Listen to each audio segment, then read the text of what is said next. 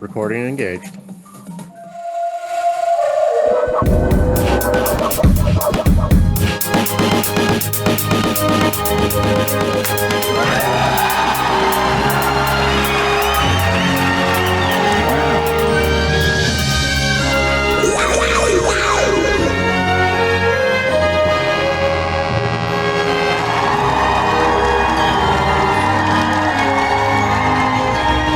Come on, man.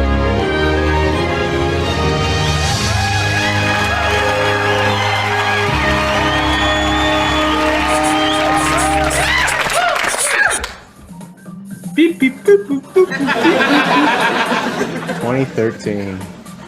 What a year. What happened in 2013? What have you I been? tell you what happened last week or last week in my life from 2013. I found a link to a friend's Vine page. Brian, go ahead and tell us about social inbreeding. He can't get the Vine. That's what this Twitter is about. I thought all the Vine videos were done for. Yeah, I thought they nuked that site. No, you can still find. Somehow it was backed up. So he just has a couple videos of me and like what we were doing, and it's in Charleston. He had no idea that they were still there, and it was just some of the stupidest shit you could imagine. But it was pretty Ryan funny. B. Sand, internet detective. It's like tech archaeologist. Tech archaeologist. I like that.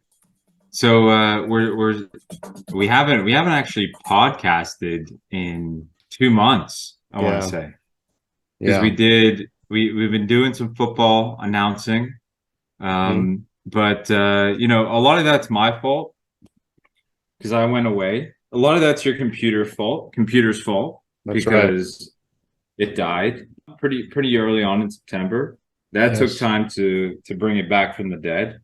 Then I went away, Europe, to be with the French people. That was a 3-week excursion through France. And then I came back. I had the flu for a week. We did the Delightful. Thursday night game. And then here we are, Sunday night, Monday night. It was Monday, September 12th, when we did a stream.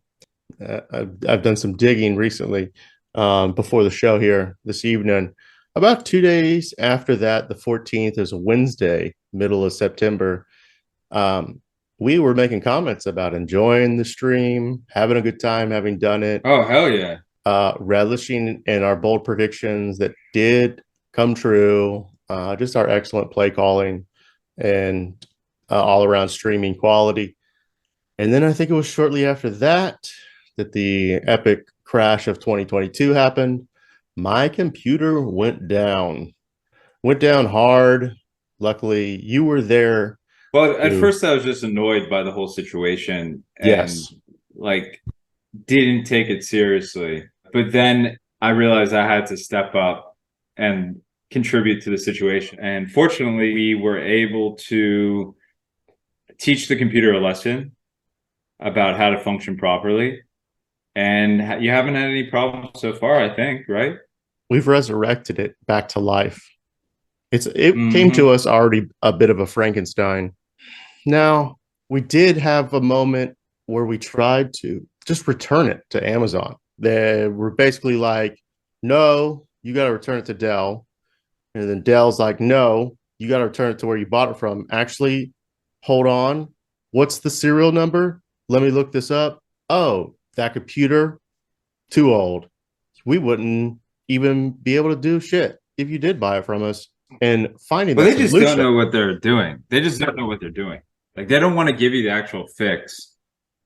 They just want to tell you a bunch of shit that's there's just a lot not of going to work things. and I waste your think time. there's a lot of things I think that are easy to return off of Amazon, but this was not one of them. Yeah, a 7-year-old computer that you bought refurbished from some parts dealer. The whole thing is an act in faith, a full step forward in trusting a friend. It's beautiful, though. We've created some very beautiful moments on this show.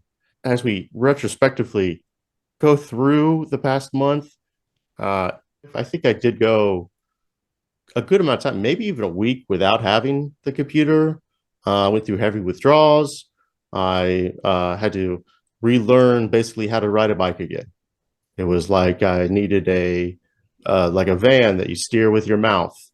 I was completely paralyzed from head to toe as a creative and as a podman. It really set us back. It set myself back. And I began to look into this.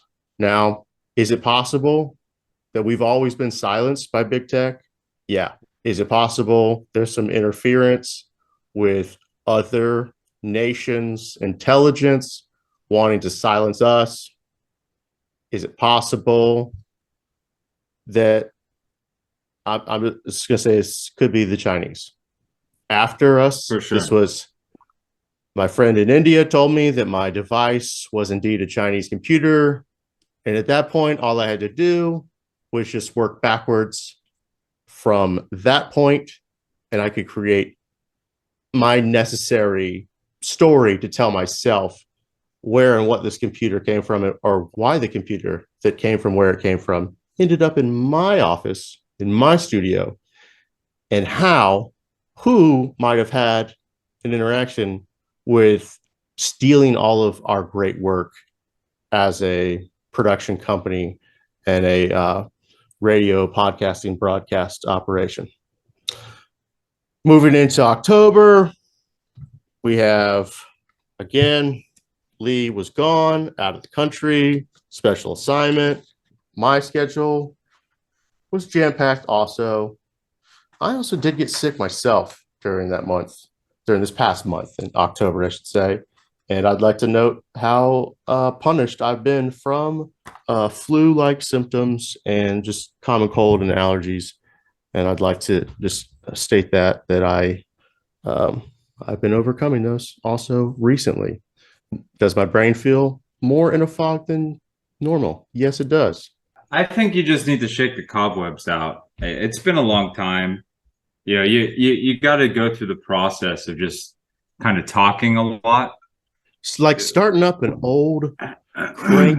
And I'm the same mower. way. Yeah. You're pulling that thing. And It's been in the shed for way too many months straight. You got away with a nice couple months of no growth on the yard, and you were able to just park it for a while. You did not drain any of the fluids like you should have done for winterizing it, as you knew you'd stop using it. You never did buy the electric battery powered one because you thought that shit's for pussies, and now you're stuck with a little small engine that won't turn over. And our listeners, this is your fault too. There could have been larger contributions to our Patreon, or any. Did I tell you this? Their refinery workers went on strike. So, like, people, you gotta, when a country receives shipments of gasoline, it's not already ready to just put in your car. I mean, it's crude oil. They have to actually refine that into gasoline you can use and pump in your vehicle. And you have to have certain facilities to do that. And the people who actually run those facilities all went on strike. So about 60% of the gasoline that should have been available for Paris and the northern area was suddenly not available. And it was a union that was a communist union, but it made sense because the profitability of these companies has been extraordinary. And the inflation rate in France is like 12% annually right now. So they basically say, hey, we want like 5% more money to even get back to like half of what we've lost over the past year. And these large corporations told them to get fucked and to die. And basically what happened, so there were lines, most gas stations closed. The gas stations that did have gas had lines, I think 2 to 3 hours long, basically to put down the strike. Could you please stop that? Or they ordered them back to work, which means that they could send the army to get these people who were, picketing outside of the entrances to these refineries to just like clear the streets and get them away. And to bring in foreign workers, they've hired people from who knows where to work the refineries. I think I did hear about this. It would be a pretty lame time to be doing your summering and your traveling. So they had ordered the strike broken up, but the government didn't really do anything to actually make that happen. Most of the strikes have ran out of steam, they're saying, because like you can fuck with a lot of people's stuff, but you can't fuck with their gasoline. Like it's very hard even if you're a worker, it's very hard to have solidarity with the people who are making it so that you can't like get gasoline to bring your family to get groceries or something, like the solidarity of labor starts running out really quickly in those situations. You get what I mean? Yeah. It's one of the biggest reasons in our beautiful nation that we haven't really come close to touching that level of seriousness, because it would be hard to really gather that kind of support and solidarity. But also how our unions are structured as a country. Corporations are allowed essentially to have their stores or their plants or their centers of labor. If the employees at that actual address want to unionize, it's just going to be for that address. And I think in France and Germany and a couple other, Southern or Western Europe nations, instead of that being the confining box for the employees that want to unionize, the bargaining and negotiating is not just done at each physical location, it's done across the entire sector of industry. So, well, in France, this union, the CGT union, is for like many industries. It even transcends industries. Like the main striking group is a union of workers across refinery, driver. I mean, they do a lot. They're all over the place.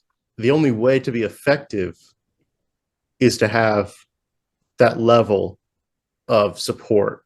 You would need to be industry wide, an umbrella of multiple industries, maybe, to have enough leverage, to have enough people involved to go through with the strike. And it's something that we don't really see here. And most Americans are removed from understanding what's happening, or when it's time to negotiate on a new contract. The bigger unions in this country, the Teamsters for UPS, have negotiations coming up, I think, for the next calendar year, for several calendar years. There's been a lot of conversation about how UPS workers could be striking for the first time in like a long time. Well, but in France, they go on strike literally all the fucking time. Yeah, all the time, constantly. It's to the point where it tips the balance the other way, because in this case in particular, no one is down with a strike that removes their ability to get gasoline for their car. No, nobody. Like it fucks everyone up so bad. Like you can strike, you can have like strikes where, we work, we're not going to make any more cars or something. We're not going to make any more. Like, okay, we can live without that for like a month. All right, good luck with your labor demands.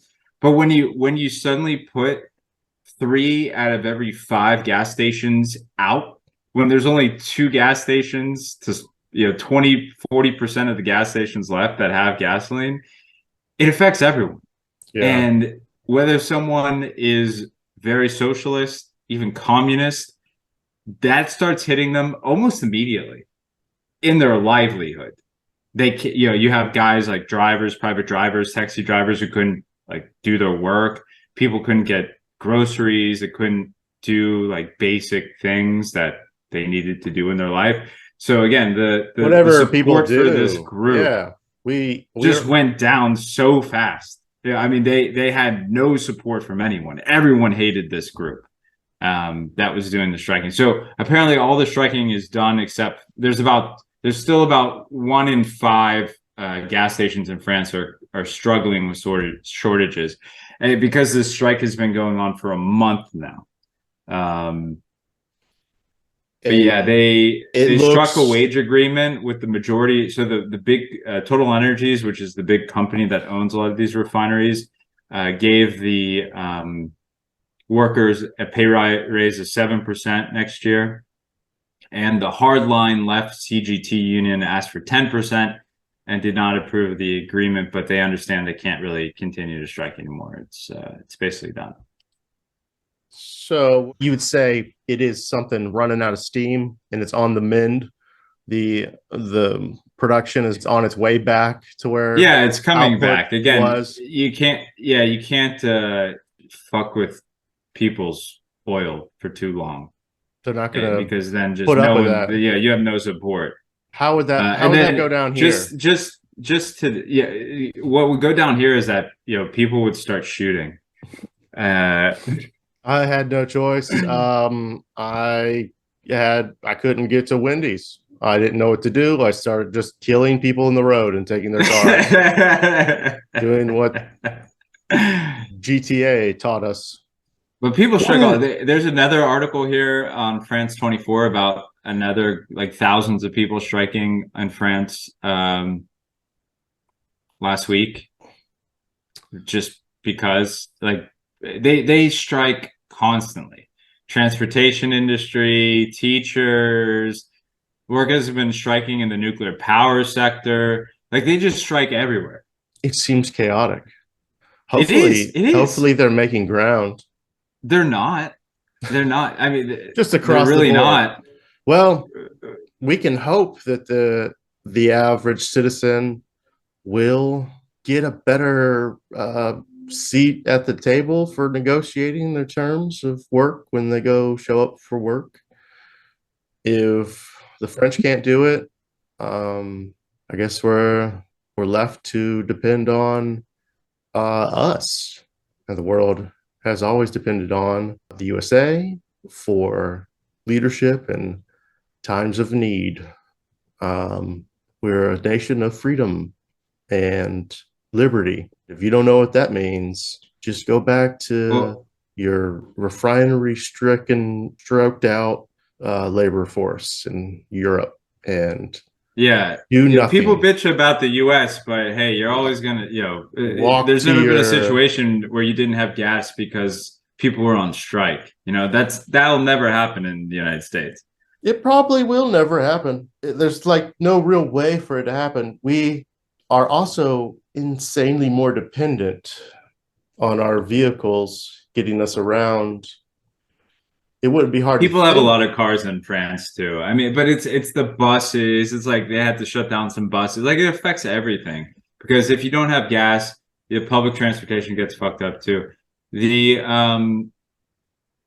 What percentage of the French? A lot of the striking is because France wants to increase its retirement age. So a lot of people don't know, but in Europe you have like a mandatory retirement age, where basically, when you work in a socialized country like France, Israel, which I lived in for many years, Germany, you have to contribute to a pension. It's mandatory. It's not like in the US where you pay to Social Security. You pay Social Security in these countries, but you also have to pay to pension. And it also is required of the employer to match those contributions, which is great. And then so basically you have a pension that you pay, you pay towards your pension. It builds up over time. Your employer has to match it. It doesn't matter what job you have, they have to match it. In Israel, it was 6%, which was crazy. Like you contribute 6% mandatory to pension, and the employer would match that. So 6% of your salary had to go to pension, mandatory. And I think it's very similar in France. But they put a mandatory retirement age. I think it's 63 years old in France. So you have to stop working at 63, and that's when you can start recouping your pension. Maybe you can do it a little earlier than that, but what they want to do in France is to actually increase the retirement age by 2 years, so to make it 65 instead of 63. So you can't get your pension until 65. Because people are living longer, the system is kind of eating itself from the inside because there's more people withdrawing than putting money into the system to support it. The situation is that people are going nuts because they want to increase the retirement age more for just austerity or like fiscal responsibility's sake, because it's no longer sustainable to have it at 63 or 62 or whatever it is. So that's a really big issue in France right now, is the increase of the retirement age. They want to do that here too.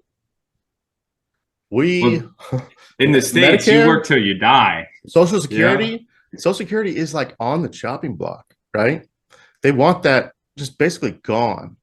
It can't fund itself anymore. It doesn't exist here, right? But it's like it's the end of 65. You have to stay through the year. So that's the same as 65 is the first year you're eligible to get it. Okay. Which means that, but my parents are like, they're waiting longer because they want like a bigger payout. If you wait longer, you can get a bigger payout at the end. I don't think that sounds too unreasonable as a thing to freely want as a citizen of this world, wherever you're living. Like, it's okay if you desire that. I think that's probably pretty natural if you're in a place where trends of life are increasing. Here, that made a U-turn. It's going away.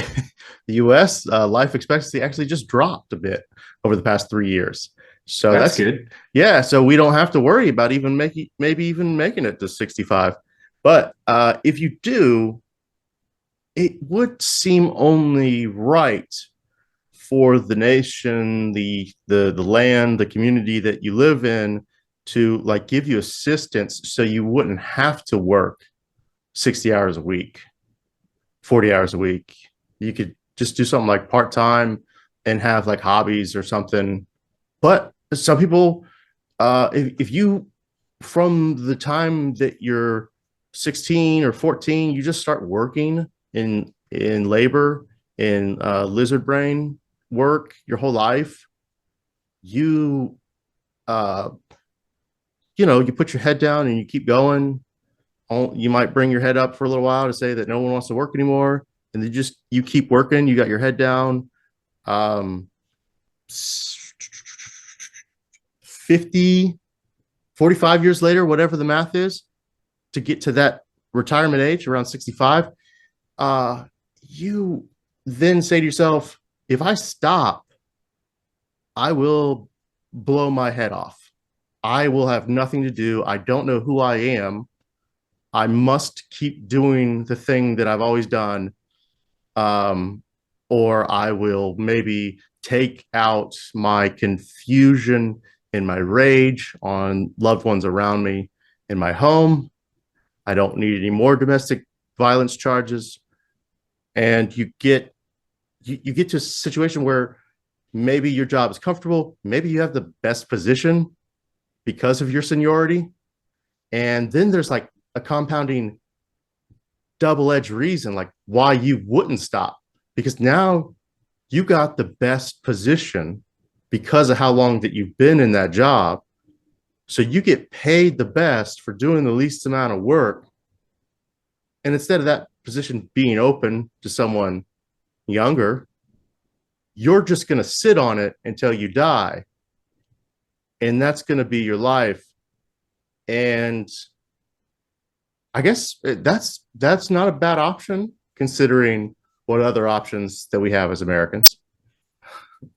But I think everyone will have like the possibility that when they get to that age when they get to retirement age, if they want to keep working, they should be allowed to do that.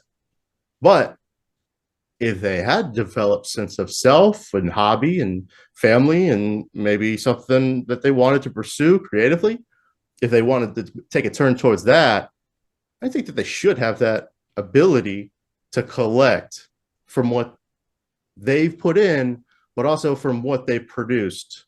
The problem in France is that the model is not sustainable.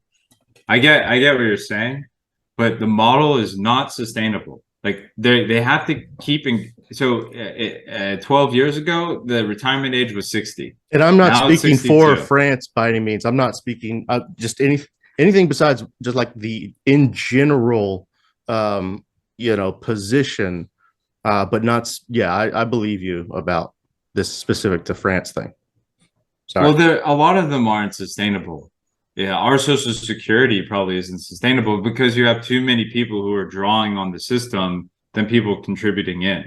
Like the contribute, it's a Ponzi scheme. Like the contributions you make to those systems go and pay for other people's benefits, right? And then the idea is that when you're that age, young people will be paying money into the system. They won't be able to take it out, or if they take it out, there's a huge penalty.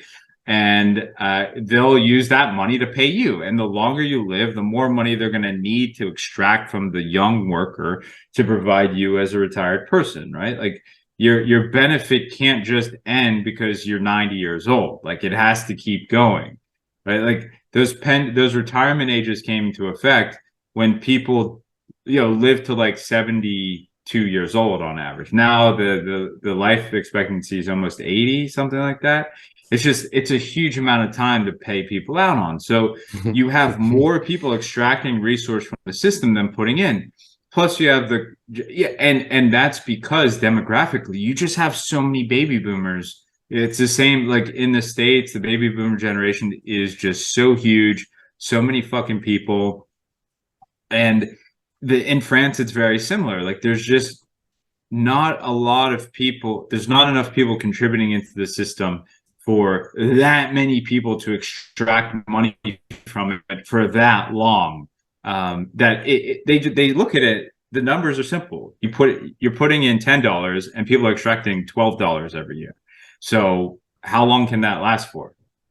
Well, apparently not very long. So they either increase their retirement age or their social security collapses.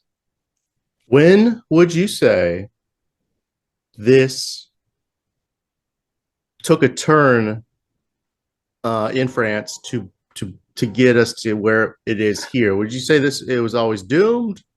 Was there a certain point that this happened with the French, where things began to destabilize? Was it the baby boom brought on by industrialized post-war revolutions? Was it like conditions that made definitely. it? Think about like when were the most people born? Like, what range of years was that? Let's say it was like 1945 to 1955, right? That's like a huge population of people. And so 60 years after 1945 is 2005, all right? Just here, I'm looking at 2010, they had to increase the age from 60 to 62. So that means that around 2010, they started realizing like, hey, we have a serious issue. Now we're 12 years after that, and now we're realizing we have an even more serious issue because these people just haven't died. They keep taking benefits. And there's even boomers who are born in the 60s, late 50s, early 60s are now just hitting that age of retirement. Like someone born in 1960, again, still in kind of that baby boom era, just hitting retirement age now. So it's been like 17, 18 years of just a huge population of old people that they contributed, yes, but a lot of their contributions went to their parents and their grandparents. So the system was, working really well then. But over the past, let's say 20 years, there's been a negative balance, basically. That it's been a deficit. Not enough coming in, that compared to what's going out.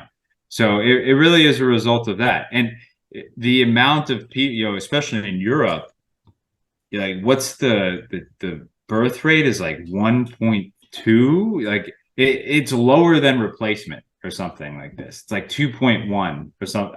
It's for every 2 people, 2.1 or 1.9 people are coming in. So it's just going to get worse and worse because population growth is slowing down. That's why Elon Musk is always talking about, oh, you know, the biggest problem hitting us, like that's what he's always joking about, him having like fucking 50 kids because, you know, population growth, population, lack of people.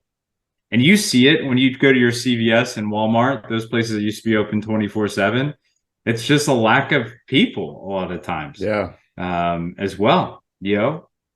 So I think we've talked about this on the show.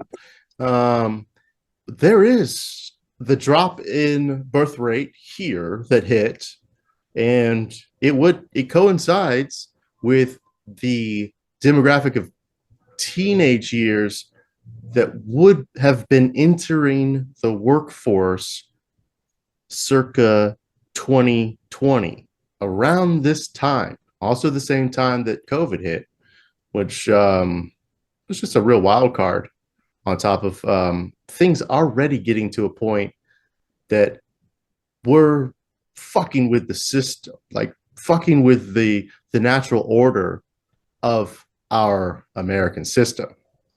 So for France, conditions would be similar if they too have seen a drop in birth rate.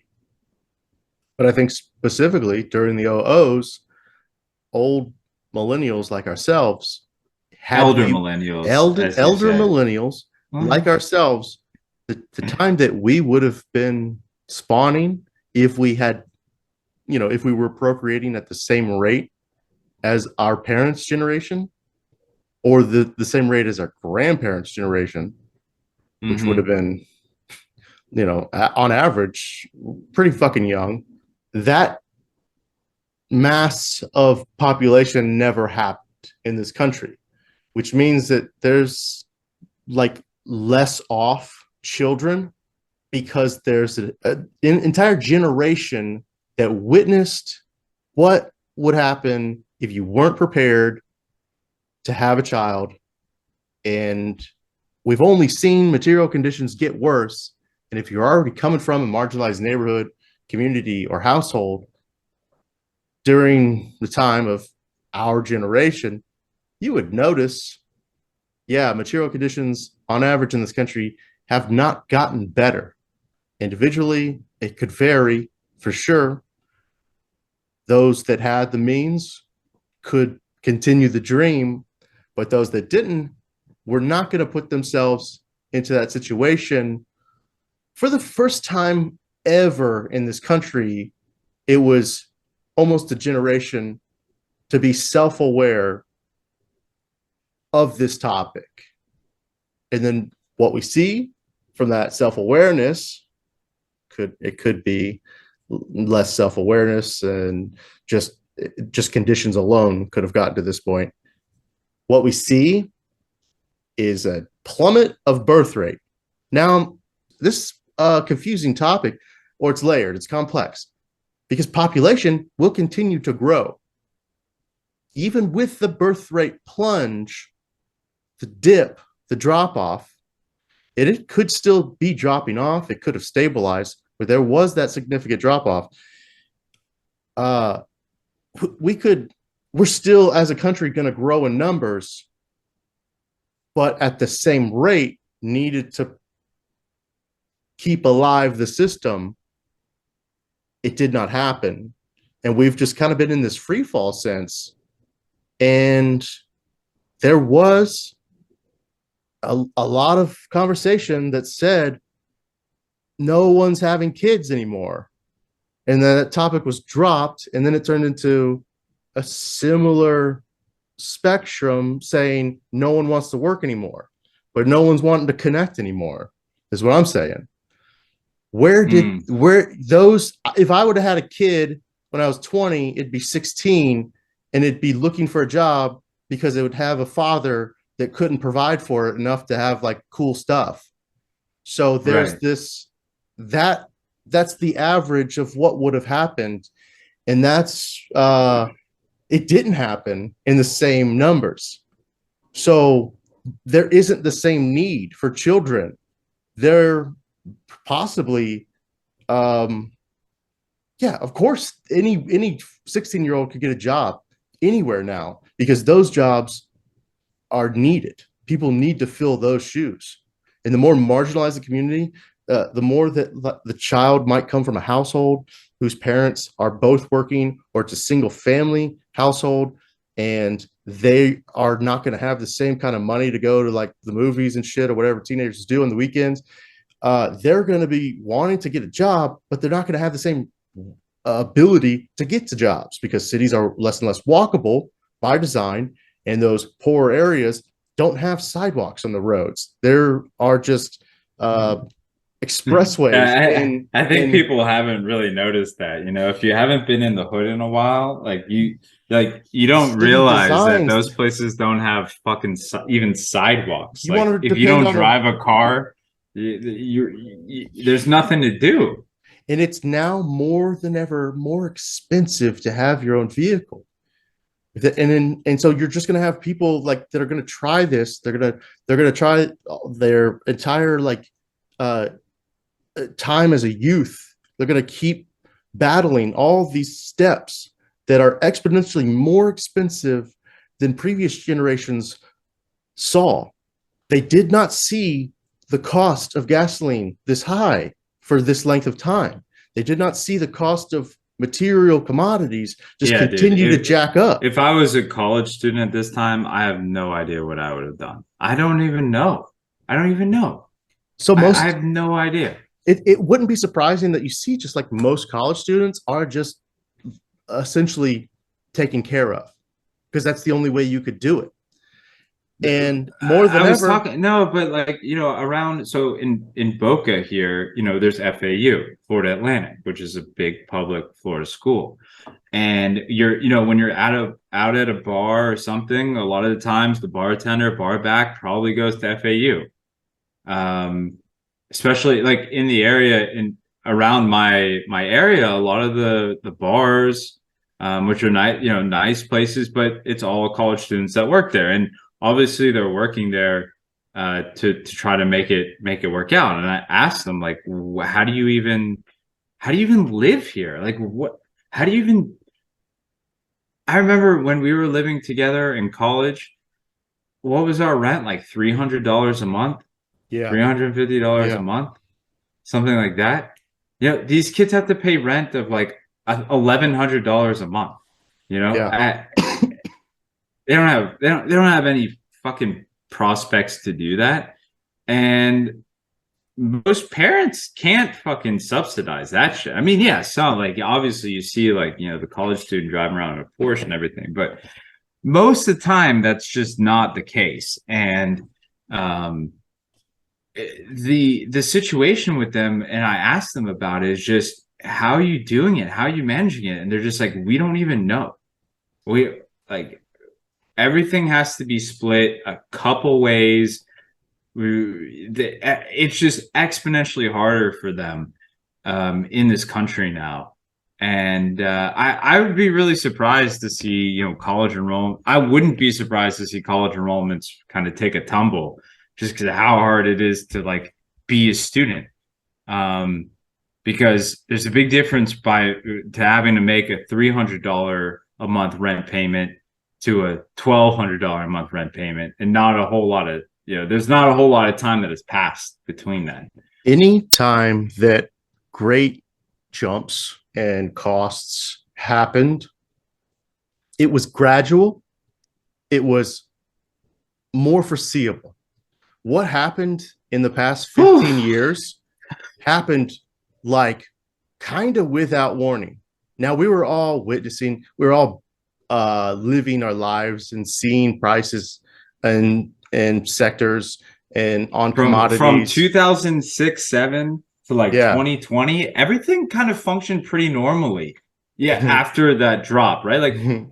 yeah, things were pretty much the same. Like you felt like you understood how much money was worth and how much houses were. Like you felt really comfortable with all of that. There's a And bit of like knowing, right? But my my point is like during previous generations, you could kind of have a buffer to adjust for the rising costs of living. It happened pretty damn quick in recent life. So anyone that is of a youth age, that is of that like leaving high school and into college age over the past few years, during the next couple years, saw just like drastic upward costs, booming, whew, soaring um, things that we got a bit more chance to react to, but it still was super heavy. Like with the 2008 recession, it was super heavy to adjust to things already becoming more and more austere for the not so great off for the middle class. And as that separation just continued, then of course getting into like pandemic time recession of the past couple years, yeah, I absolutely feel bad for younger people that are trying to do something. And I remember myself, like I still 100% believed in the concept of we live in a sound meritocracy. We lived in a sealed off from harm economy that would pan out for those that put in the work. And if you don't gain that foothold of the work that you put in at any point over your first few decades on this planet, there becomes a point where you're faced, because life is long and dark and the nights are cold sometimes, in between those sunny moments, there's plenty of time to consider, is any of this worth it to keep going? And possibly some of the fear and agitation in certain communities of this country to be concerned that quote nobody wants to work anymore. Possibly we're just seeing that not giving a fuck mentality at a younger and younger age, and we acknowledge that all the tools are at our disposal to see a world around us that is actually pretty tough for those that are coming from marginalized positions in life, homes or neighborhoods. I just want to say in general one thing, in that after being in Europe, like Europe is way worse off than the US. Like they're so fucked when it comes to energy right now. They have to, everything there is done with natural gas. And in Western Europe, they don't produce their own energy. They keep removing their nuclear power plants and relying more and more and more on Russian gas. And now they have to say, now they can't use that anymore. So they don't have energy. They're running into severe energy shortages.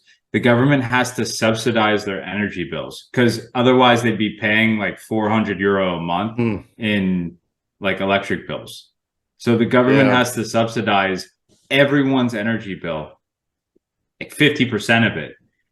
And that's what's happening, is that the governments are just printing euros.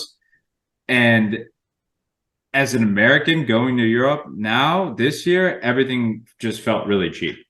It felt for the first time like the euro just didn't mean shit. The euro and the dollar did change recently, right? Yeah, it used to be, the euro used to be like 10%, 10%, 20% more than the dollar. Now it's equal and even a little bit lower. Same thing with the pound. So despite the challenges we may have here in America, the challenges in Europe are really serious, really, really serious. Because you think if we didn't have electricity, the government's going to start footing the bill? I don't think so, bro. But they have to, because their people just can't handle 400 euro. Most people can't handle a $400 electric bill. Imagine your electric bill going up to $400 a month just to heat your home, like for 1 month. It's out of control. So they're in real trouble in Europe. It's not just, and then you throw in all the strikes, all the other bullshit that's going on. My wife's dad, who's lived in Paris his whole life, he tells me a lot, like how amazing Paris was. It's the best city in the world. And now he's really happy that his daughter and grandkids live in the States. That's his position. So maybe, I mean, the French in general are kind of negative. Sounds like that but, conversation could have been a lot worse. What he could have said there. Paris was a really good place, and now until all the, well, he did say some of that, but I'm going to keep that out of the conversation for now. And that's something that American millennials, like French millennials, can also relate with. Having parents with racist tendencies. And I think that's a thing that can unite all millennials across the world. Having parents with racist ideas. So I do have to say that what was described on the front of like Europe kind of being in the shitter and making just no real signs of thriving is something that Americans might not realize. And I'm telling you, we're doing great in this country compared to Europe. I'm really telling you, like you, it's just two different trajectories right now. Okay. Counterpoint time. With that sentiment, I'd like to highlight, I want to point out that is the thing that's always been said about the US. And if you look about conditions for those in stable employment making above average, it's never been a better time to be an American. Because with money in the bank, no, I mean, I really disagree with that. I mean, it's still really hard. Okay. It's not like it was in the 60s, 70s, even 80s. People had so much money, actually meant something. Money actually meant something to people. Like now it doesn't, now money is like, it has no value. It has no meaning. It doesn't, you get it and it just goes because everything's so expensive because money doesn't mean anything anymore. It's completely different than it was 30, 40 years ago. Even the 90s. One approach, Lee. We're describing one approach. And in this one approach, in this Western American hegemonic mindset approach, you are correct. But what I'd like to discuss with this being said, with that idea, with a traditionalist point of view that what we have here is much better, and then also acknowledging it in modern existence, in the now, discussing right now, you were there. You've seen it with your own eyes, and you've seen it multiple times because you're a distinguished, well-traveled, handsome gentleman with great accents and multiple language knowledge. Your experience bringing you to that very much accurate description is not wrong.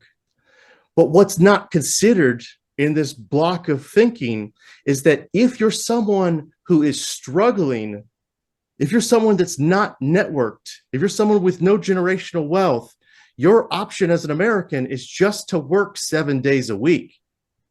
And in that world, you become more alienated. And in that alienated existence, your will to keep going. If your will to keep going is at least brought in, you're going. If your will, and the conversations we've had with people in France in particular is like, if you're middle class, lower middle class, not middle class. If you're low to middle class or poor in the States, your life is far worse than it could be in a socialized democracy. Far worse. In the US? Yeah. Because you have I have a lot of conversations with my wife's family about like the healthcare system and everything, and all of it works really, really well unless you can't afford it, and then you're fucked. So there's just a really solid level of support that in France the government's going to give you all the time, whether it's the mandatory pension that your employer has to give you, or your mandated health insurance, or your mandated vacation policy, or your mandated 35-hour work week. All of those things are great for a person who is working a working person, like that's doing a Retail, trade. construction, Everyone has hospitality. those protections in Europe, but those protections are really inefficient and costing them a lot of money, and it's causing a ton of problems in their economy, and it's killing the growth of their economy. So it's like you can't have it all. That's kind of that's the message I want to say, is that I totally understand, and we had this discussion. I think it was like the exact point I made with some of my wife's family in French was like, it's great to be rich in the States, but if you're poor, you might as well be fucking dead. And in France, you have like a way deeper protection level of your health, of your pension, just of your life, quality of life in general. The bar is set a little bit higher there than it is here. But on the flip side, again, it limits the growth of the economy. It puts them at a lot of risk in the future of their economy not being able to sustain those things. You get what I'm saying? Yeah. You said it beautifully. I was in no way thinking or trying to project that just like a continued trope of misaligned youthful ignorance, and there is so much subtle nuance and complex layering to our controlling systems and our specific experiences. The grass will always seem greener, right? We'll have opinions about a land over an ocean that are maybe out of date, maybe never happened. We wouldn't know until we were there. As much as we want to like romanticize ourselves or other people, other nations, other cultures, other countries, other cities, there will still be the same type of storytelling systems that produce fabrications of actual life, actual existence. It seems really nice to be able to jump into the American dream, and I would love to do that. I definitely would. It seems pretty nice to theoretically live in a city that is the same population as your own city. It's just within a fraction of the size, and every corner is reached by train. But like, that's not necessarily how things will work. You wouldn't really know until you experience it. But the specifics of day-to-day existence, how our system has gotten to the point to where it is, comes on the backs of those willing to continue the work. And I love hearing about, well, labor coming together for solidarity and joining forces, but it does not seem like it's working really well for No, it's causing sector. but it's causing huge social fissures in general, like Yeah. even deeper than what we have in the United States. And The again, retirement the situation. feeling, Great Britain was like moments away from losing pension for their working class, like completely off the table. It almost happened. Um, they're a nation that is crumbling. Them too. So The British long, are the UK is in a horrible situation. They're in their third prime minister now in the past like 6 months. The last one lasted 6 weeks, because they don't do things. This like whole parliamentary democracy thing kind of is a clusterfuck when you like have serious issues. No one can actually make decisions in that type of environment. But the situation in France, again, if you are poor or working class, it's on a. what is up, my garbage dude and dudettes? Thank you for listening to Season 2, Episode 1, world premiere. If you like the conversation and you want to hear more, check out our Patreon. The rest of this show you can find there. Be sure to tell your friends about us and force all of your coworkers to download it on their personal devices. Okay, thanks.